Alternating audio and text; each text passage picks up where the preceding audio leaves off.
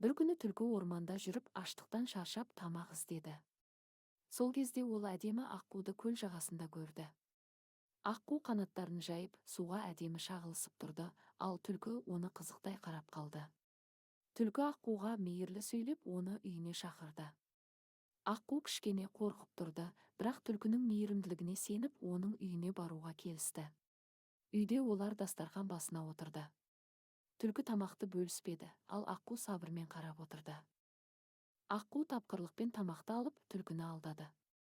Түлкі ренжіп, ойланып отырды, ал аққу әділдікпен өз ойымен әрекет етті. Аққу соңында көлге қарай ұшты, түлкі артынан қарап, ренжіген күйде қалды.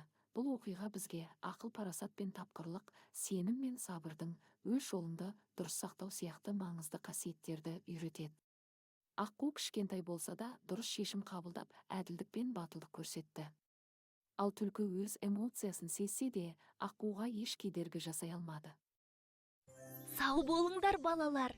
Мен сендерді жақсы көрем. Келесі кездескенше.